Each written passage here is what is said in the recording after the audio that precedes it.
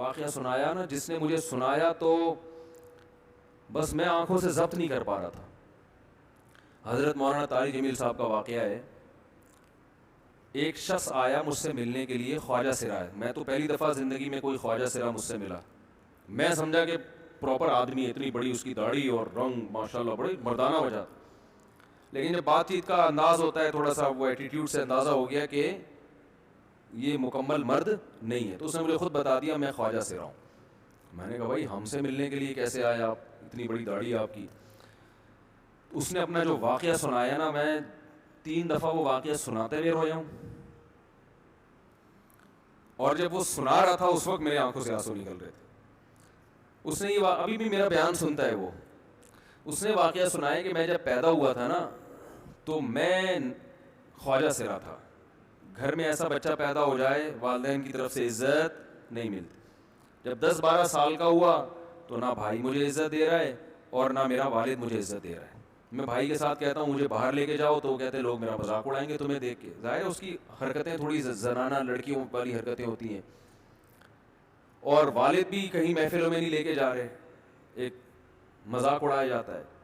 کہنے ایک دفعہ میں کہیں گزر رہا تھا تو یہ جو ہوتے ہیں نا خواجہ سراؤں کی پوری ایک جماعت تھی, انہوں نے مجھے پہچان لیا, دیکھا اتنا اچھا. اس وقت نہ اس کی داڑھی اور یعنی اس میں خواتین والی ہی علامتیں تھیں زیادہ.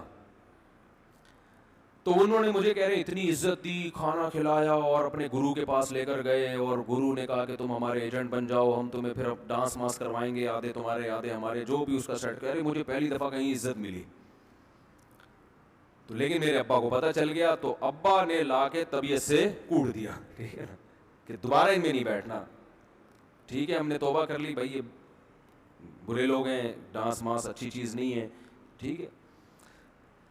تو اب کیا ہوا, کہتے ہیں کہ پھر جو ہے نا کچھ دنوں میں کہیں کسی سے جھگڑا میرا ہوا کسی بات پہ, تو اس نے انتقام لینے کے لیے شکایت لگا دی ابا کو کہ یہ دوبارہ ان کے پاس گیا, حالانکہ وہ جھوٹی شکایت تھی.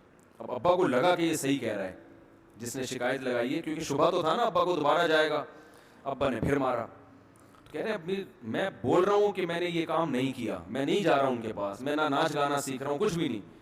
لیکن ابا نے اس کی باتوں میں آ کے انکوائری نہیں کی ہوگی پوری, وہ سمجھے ہوں گے کہ بھئی ایسا ہی ہے. تو ابا نے پھر کٹائی لگائی. تو اس کے دل میں منفی جذبات پیدا ہو گئے اور یہ گھر سے بھاگ گیا کہ بھئی مجھے ویسے تو عزت نہ یہاں مل رہی ہے اور میں ذلت برداشت بھی کر رہا ہوں تو بھی. کہہ رہے میں وہاں چلا گیا. تو جب میں وہاں گیا ہوں نا خواجہ سراؤں کے ہاں, تو وہی گرو اور ڈانس, اور پھر اس نے مشہور کچھ ایکٹروں کے نام بتائے جن کے ساتھ ہم ڈانس کرتے تھے, اور پیسے آنا شروع ہو گئے, آدھے گرو کی جیب میں آدھے ہماری, اور ہٹو بچوں. لیکن ظاہر ہے یہ کوئی عزت دار راستہ تو نہیں ہے نا. کہہ رہے ہیں کہیں سے تبلیغی جماعت میں حضرت مولانا طارق جمیل صاحب آ گئے. انہوں نے اجازت مانگی, ہمارے گرو کو پیغام بھیجا بھائی مجھے ایک دفعہ یہاں آ کے دعوت دینے دو. اس نے اجازت دے دی, آ جاؤ بھائی. بیان کیا, ان کو سمجھایا بھائی یہ زندگی نہیں ہے, اللہ کی سیروزے کے لیے بہرحال ترغیب دی. کہہ رہے ہیں میں تیار ہو گیا, باقی لوگ تیار نہیں ہوئے, میں تیار ہو گیا. کہہ رہے میں نے گرو سے اجازت لی, اس نے کہا جاؤ لگا لو سیروزہ. تو کہتا ہے کہ جب میں حضرت کے گھر پہ گیا ہوں نا تو حضرت پہلے سے دروازہ کھول کے ایسے انہوں نے دونوں بازو پھیلائے ہوئے تھے استقبال کے لیے, پہلے سے کھڑے ہوئے تھے علماء کے ساتھ.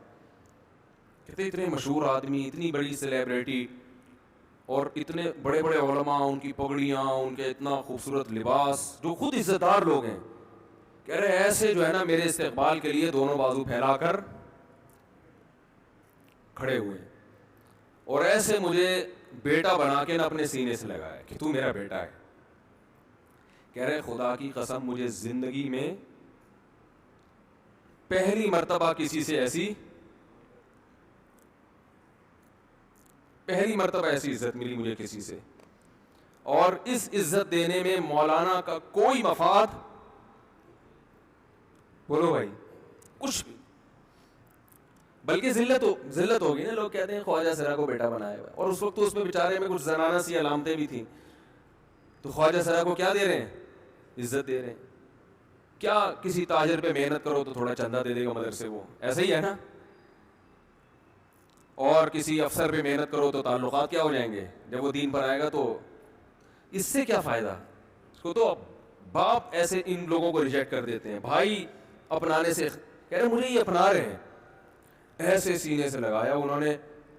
اور مجھے سہروزے کی جماعت میں اپنے ساتھ لے کر گئے, کھلاتے تھے, بڑا خیال رکھوایا میرا. کہہ رہے اس کے بعد پھر میں نے گرو سے اجازت لی. وہ گرو چھوڑتے تھوڑی, ان کو پیسے ویسے دیے, جان چھڑائی نا, وہ بھی غلامی کی طرح نکلنا پڑتا ہے. پیسے دیے پتہ نہیں کتنے لاکھ یا کتنے ہزار روپے, وہاں سے پھر نکل کے 4 مہینے اس میں بھی خیال کیا. تو پھر تبلیغ کے بزرگوں سے ملا, پھر انہوں نے پورا مجھے بتایا کہ بھائی تم یہ علاج کرو تاکہ تمہارے اندر یہ زنانہ علامتیں ختم ہو. تو وہ علاج کر رہا تھا ماشاءاللہ, اس انجیکشن لگے, انجیکشن میں ڈاکٹروں کی بھی مدد کروائی.